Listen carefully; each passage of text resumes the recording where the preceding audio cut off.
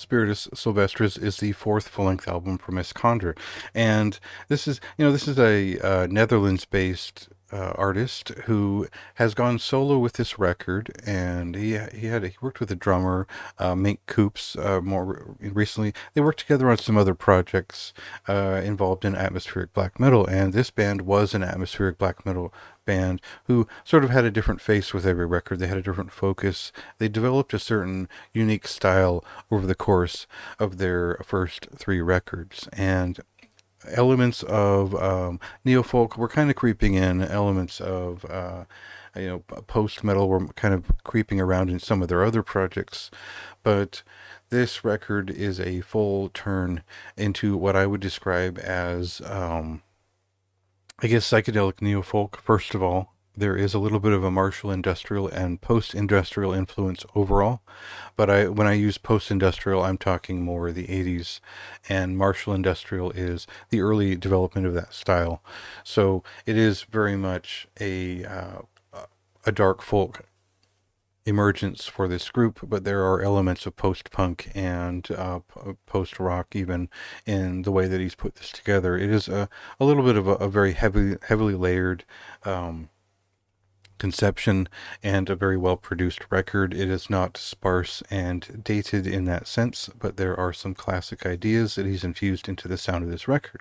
So I would say a lot of metal fans are already familiar enough with things that are influenced by this, but might not have like me, you don't have the deepest education outside of the important bands or groups in these styles to really judge, what is special about this record, other than some of the songs are quite memorable and enjoyable. So most of these songs are about 6 minutes long. There's one very long song in the middle, and there's a very long interlude at the end.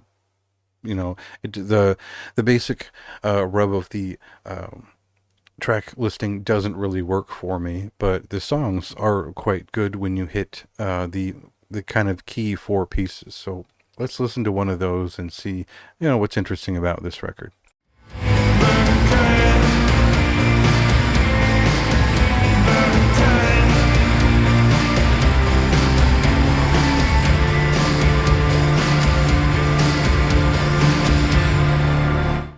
So there are two sides to this record. There is the sort of glowing funereal entrance of the introduction, the sort of dire and surrealistic sense of the dark neofolk feeling of it, but the sort of what I would consider post-industrial beats, which are very repetitive and give a sort of dreamlike dance to those first couple of pieces. So we hit a little bit harder with some of the other pieces, blah blah.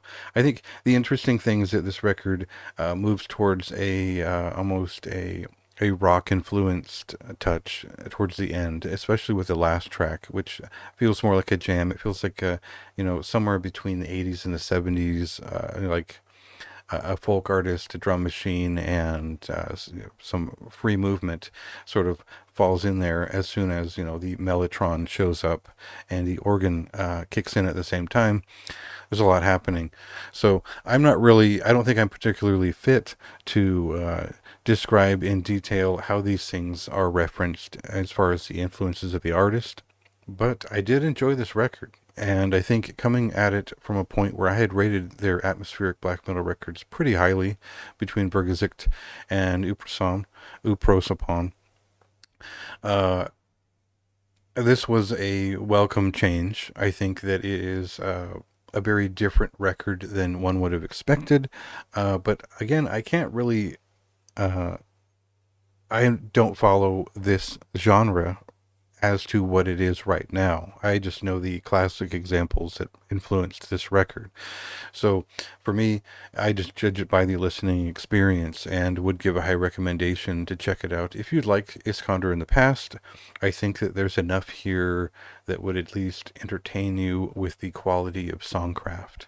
And the pieces are involved enough to where the drone and the experience of it is appreciably emotive and also eerie and surreal, that it will appeal. to a fan of something like atmospheric black metal. So that's just my 2 cents. You check it out for yourself. It's out tomorrow, and see if that's your thing.